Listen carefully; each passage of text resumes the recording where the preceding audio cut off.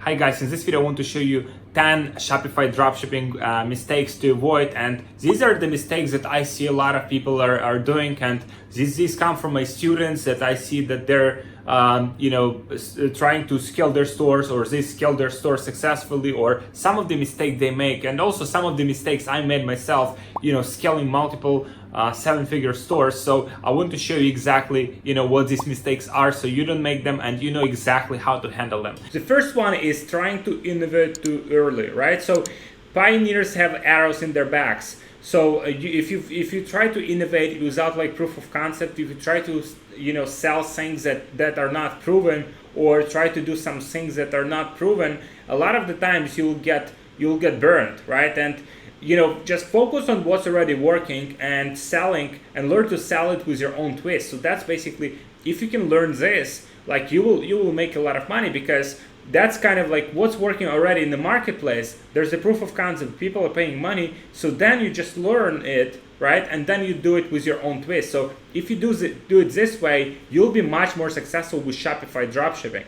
And after you accumulate enough experience, resources, finances, then you can innovate, you can create your own products and bring something new to the market, right? So second mistake is not accepting risk as part of this business model. A lot of people, they think that there is no risk with dropshipping, or there is, it's kind of like some magic model. Obviously risks here are not that high, because you don't buy any products up front, like you don't have any kind of like inventory, but still there is a risk. And for example, advertising spend, that's some of the risk that you take, right? Facebook can ban your account, that's another risk.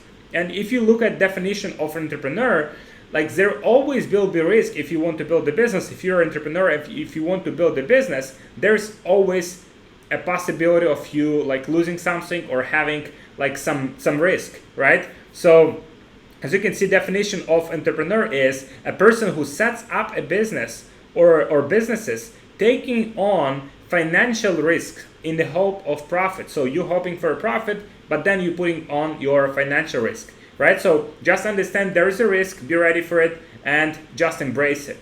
Then unrealistic expectations. So a lot of people, they share, so for example, our stores, they're doing, 7 figures, 8 figures, they're doing very well, but it took us a lot of time to figure it out. And someone who just starts with it, right, they might have expectations that they'll be able to get to that level within a few weeks or a few months, and sometimes that's possible, sometimes it happens, but don't have these like unrealistic expectations, because then you'll be disappointed. And just because someone has made a lot of money with this model fast, you don't know how much time it took for them to get there. So there is a lot of work that happens, like when people show these screenshots, when people show these like stats, right, of their sales or profit, or whatever that is, like in any business, or or Instagram, like there's a lot of work that has been like that went into it, right? Like maybe a few years, like 5-10 years, they just been working on their business very hard, right? Or maybe they're just like renting these cars, so just think about like what's behind that, what's behind that initial like surface, right? Is there like any like track record, or is there any like real results, right? And prepare for a long run with this model, and you will win, because if you focus on the long run, if you just constantly try to do things better, try to like have your business like always improving customer service and products and everything, then you will win long term. Now, jumping from product to product, and I see a lot of people making this mistake, they're jumping from niche to niche, and I found that less is more. Let's say you found the niche that you want to be in, let's say these are some gadgets, right? Then it's much easier to figure out one niche, how to sell to one niche, and within gadgets niche you can find like dozens of gadgets you can sell. Then trying to focus on all different niches every single week, and trying and failing. So choose few elements, choose like, okay, so that's my niche, that's my product, that's my audience, and let me serve them. Let me just identify products that they resonate with, and then go all in. So that's what you want to do if you want to be more like less stressed out and more successful. So a lot of people, they're treating advertising, especially Facebook ads, as a casino, right? They're launching some ads, they're launching some, they're setting up some things, and then they hoping that it will work out. And you need to treat that all of that data like properly, right? And you need to see it as a funnel with moving parts. So you need to see like how everything works on the front end, whether you need to see like cost per click, then click-through rates, whether they're good, whether they're like within your KPI range. You need to see your add to cart purchase. So you need to see this as a complete picture if you want to be successful, because if you'll be just hoping that it will work, 90% of times it will not, and then when it will work, you will not know why, so you will not be able to scale it. So you need to really like dig down and understand like how Facebook works, how all of the metrics are interconnected with each other, and how you can make it successful. So then, not calculating all expenses, right? So a lot of people, they think that there's only like product cost, which is expense, right? Or like they only think that there's like advertising and product cost, but there are a lot of like small expenses that add up. Like for example, apps, right? Fees, like Shopify has fees, PayPal has fees, virtual assistants you have to pay, right? Your employees you have to pay, chargebacks, returns, refunds, broken products, right? That leads to low profit margin or losses even with high sales. So sometimes people share these big like screenshots, millions of dollars in sales, but they might have made like $20,000 in profit. So you have to treat it as a business. You have to calculate your profit margins, and sometimes and a lot of the times the big scale, let's say like millions in sales, does not necessarily mean high profit. So sometimes it's better to have, let's say for example 6-figure store but with high profit margin. So you need to understand like what's your priority, whether just like having as many sales as possible and having like a really big team and real like big business, or just having a profit oriented business. So you have to decide it for yourself. But all of the metrics, all of the expenses have to be calculated. You need to get like treated as a business, not just a hobby. Like you cannot grow like 7-figure business as a hobby. And get yourself like a CPA accountant who will help you to calculate all of the important metrics and basically make it more profitable for you. So not having enough patience for a learning curve, right? Because it will take time. And so you can see here, here's this graph, right?